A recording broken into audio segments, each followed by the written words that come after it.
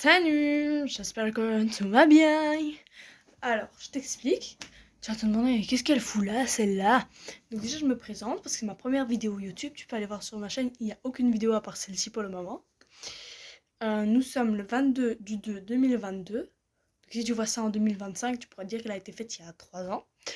Bref, je t'explique, je me présente, je m'appelle Gwendoline Noël, j'ai 13 ans, et voilà, j'aime bien faire des vidéos YouTube, je regarde assez YouTube, j'aimerais devenir un petit peu influenceuse et tout ça, donc commençons. Aujourd'hui, je vais t'apprendre ce que c'est les arthropodes. Et ouais, ma chérie, les arthropodes. Alors, qu'est-ce que c'est les arthropodes? En train de dire, mais qu'est-ce qu'elle fout celle-là encore? Bref, je commence. Les arthropodes, il y a plusieurs catégories. Dans les arthropodes, tu as 4 catégories. Les insectes, les myriapodes, les crustacés et les arachnides.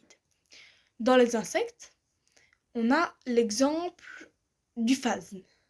Dans les myriapodes, on a l'exemple du mille-pattes. Dans les crustacés, on a l'exemple du cloporte, ou ceux qu'il appelle aussi le cochon de cave. Et dans les arachnides, on a l'exemple de l'araignée. Alors, tu vas me dire, d'accord, mais dis-en-nous plus. Donc, chez les insectes, en fait, ils ont 3 parties. Ils ont une tête, un thorax et un abdomen. Ça, ce sont pour les insectes. Ensuite, il y a les myriapodes. Donc, je te répète, c'est l'exemple avec les mille-pattes. En fait, les myriapodes, c'est assez simple. Un mille-pattes, tu l'entends, 1000 pattes, en fait, il lui faut au moins 10 paires de pattes. 10 paires de pattes, 10 fois 2, 20. Il faut au minimum 20 pattes, en gros. 10 paires de pattes, oui. Donc maintenant, on passe aux crustacés. Crustacés, cochon de pave, cloporte. Ils ont 2 paires d'antennes. Ils ont un céphalothorax.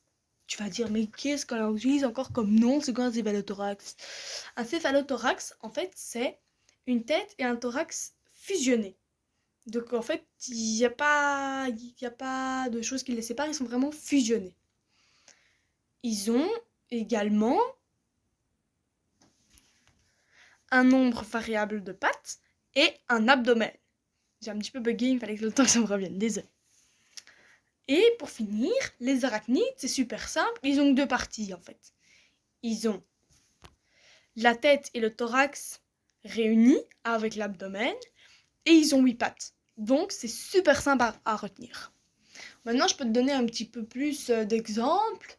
Par exemple, pour les insectes, il y a les coccinelles. Pour les crustacés, il y a le homard. Pour les myriapodes, ça c'est plus compliqué. Je ne saurais pas t'en dire un comme ça. Et pour les arachnides, la mygale par exemple. Voilà. Je pense que maintenant, si tu as besoin de plus d'informations, tu m'envoies un message, tu mets en commentaire.